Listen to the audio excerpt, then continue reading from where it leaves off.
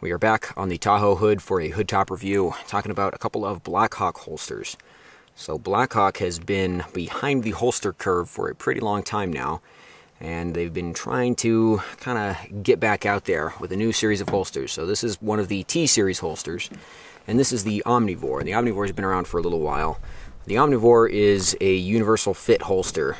There's a couple different versions. This one is the one designed to lock onto a Streamlight TLR-1.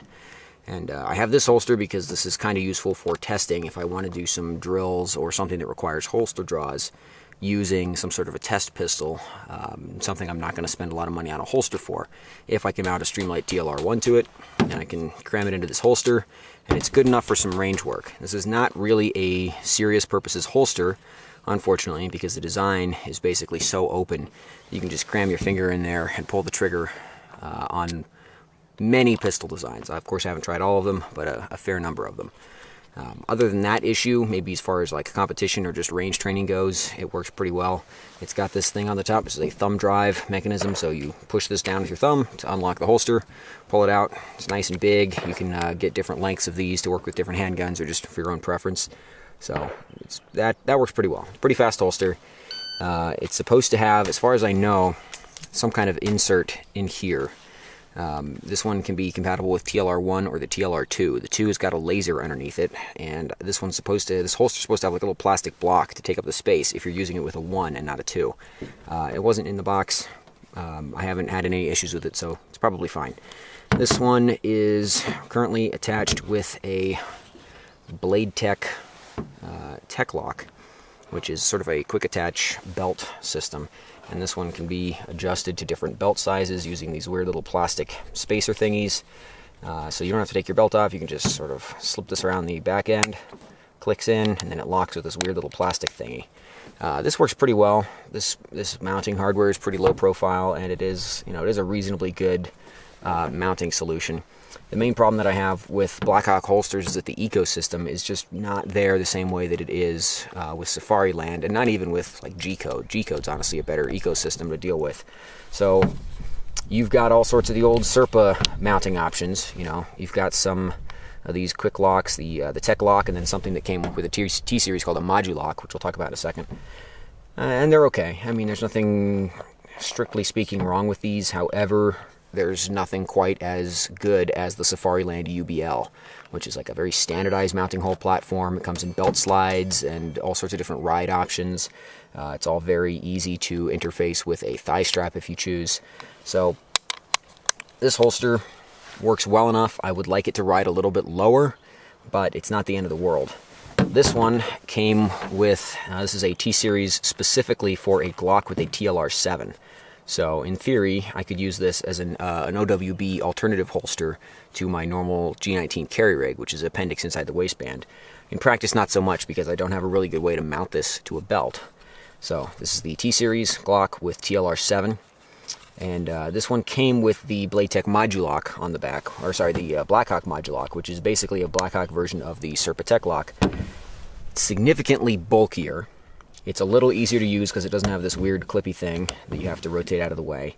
But ultimately, all that extra plastic seems kind of unnecessary. I don't really get the sense that it would be all that much stronger than the Blade Tech. It's just sort of a rip-off version of that, I guess. So didn't like that because it made the holster sit way too high. And unfortunately, there's just not a whole lot of options. So this is the Duty drop and offset platform. You can see it drops the holster a little bit and also has just a shitload of plastic in it to give it some offset. So it pushes it away from your body, drops it. You can mount it at 3 different angles. And this, again, this thing's a real pain in the ass. You've got to loosen these screws to allow these little flappy arms to move in and out in order to actually get it onto a belt. It's a real pain in the ass to thread this onto a belt. It's really, really obnoxious to try to get this all put together. So I don't recommend the drop and offset.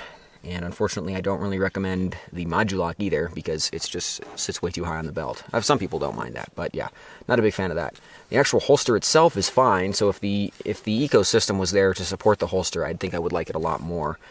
This one, instead of a thumb drive, it's got this little paddle that goes in. I prefer the push-button thumb drive, or on my Safariland G17 holster, it's got a thumb lever that you sort of push down and backwards. You basically just rock it down it with your thumb to pop the gun out that way. Greatly prefer the Safariland, but again, Safarilands are quite a lot more expensive than these. I'm pretty sure that my light-bearing outside the waistband Safariland Glock 17 holster, I think those retail for like $175 or something. This is more maybe like a $75 holster. I don't know exactly, but I know it's quite a bit cheaper. So this thumb brake mechanism, again, it's not what I prefer. I think if I use this more, I could get used to it. The main issue that I have is that it's protected by these huge plastic wings. So you really got to nail that spot with your thumb to get it in.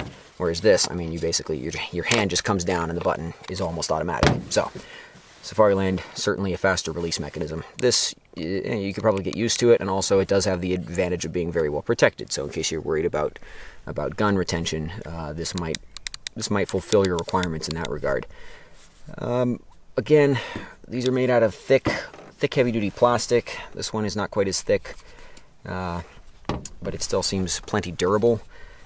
Again, the materials quality, it's not on par with Safariland or G-Code or anybody else who's using like fancy space-age Kydex, but these are quite a bit cheaper. So, if you're trying to find the right holster for a really weird gun, or a gun that you've customized in a weird way, and you just kind of want to goof around with it at the range, for example, like polymer 80s. It's not super easy to find good polymer 80 holsters, especially once you put a barrel and a light and a red dot and all that shit on it.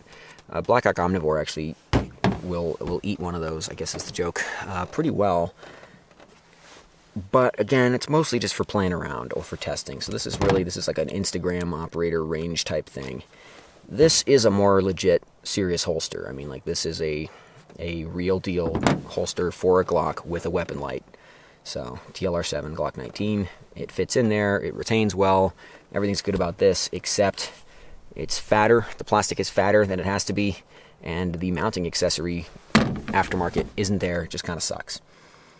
So I can appreciate that Blackhawk is making strides. Like, they're not all in on this Serpa anymore. I think people are starting to cotton on to the fact that the Serpa's kind of not a very great holster.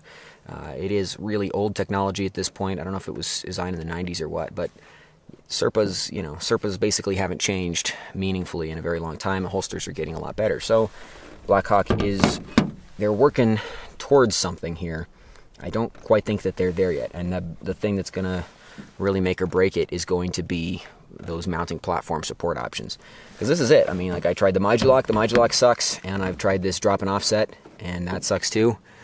That's all I got. There's no other, as far as I can really tell, based on their website, based on any compatible manufacturers. I don't think there's any other options for mounting this holster. So I do actually like this holster, and I like the fact that it gives me an OWB option for doing some more overt range drills with my carry gun. I just don't have a way to mount it right now. So if they ever sort that out, if they ever start offering some more options, belt slides and everything that are not this horrible, then I will be on board with this holster. And this one I'm going to keep around just because, I've ran like Taurus G3, TH9, some other guns like that where, I want to be able to draw it at the range, but I'm not going to go shell out $175 on a Safariland custom fit for a gun that I only have for a couple months, especially since Safariland lead times are, 6 to 8 weeks or something like that. It's pretty extreme. All right, there you have it. So it's more information than you need to know about Blackhawk. That's for damn sure. See you later.